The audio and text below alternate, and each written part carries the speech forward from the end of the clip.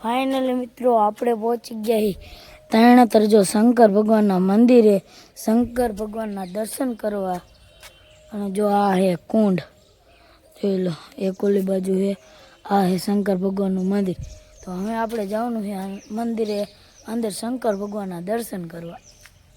તો ફાઇનલી મિત્રો હવે આપણે પહોંચી ગયા મંદિર પાસે, જોઈ લો। અને હવે આપણે ચાલીએ જઈએ અંદર શંકર ભગવાનના દર્શન કરવા। જો ચાલીએ જઈએ, વિડીયોમાં બના રહીજો। આવતારીએ અંદર હે શંકર ભગવાન। જો મિત્રો આપણે દર્શન કરી લીધા છે, જોઈ લો તમે અંદર।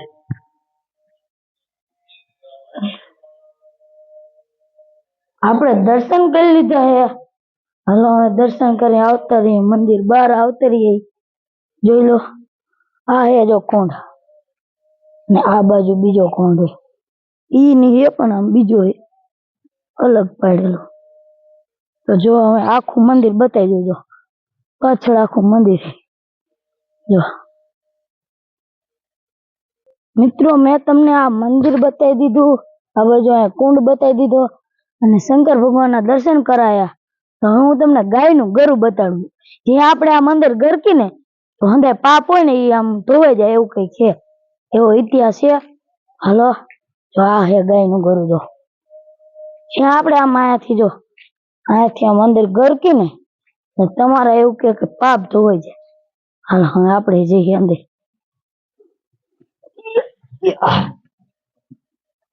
આપણે અંદર તો આવતા રહીએ, જો આવું છે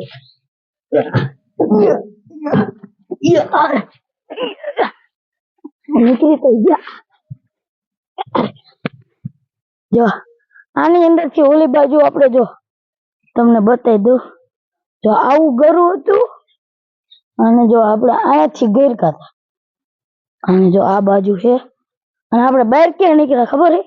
આ બાજુ જો, આ બાજુ અહીંયા કુંડ રહ્યું ને અહીંયા આંક બહાર નીકળ્યા, જોઈ લો મિત્રો। આપણે ગાયના ગળા અંદર થી ગરકીને આવતે રહીએ। જો આ કુંડ પાસે, આ કુંડ રહ્યો ને મિત્રો, આ કુંડ નો એક કઈક એવો ઇતિહાસ છે।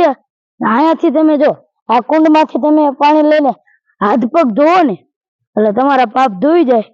આપણને પાકી ખબર નથી, પણ હંધાય માણસો કે છે આ કુંડ ની અંદર થી તમે હાથ પગ ધોવો ને, જો આ કુંડ ની અંદર થી એટલે તમારા પાપ ધોઈ જાય। તો આપણે હવે હાથ પગ આ કુંડે ધોઈ લઈ। તો મિત્રો કઈક જો આ કુંડ નો એવો ઇતિહાસ છે કે તમે હાથ પગ ધોવો ને એટલે તમારા હંધાય પાપ ધોઈ જાય। તો આપણે જો હાથ પગ ધોઈ લીધા છે અહીંયાથી, જોઈ લો।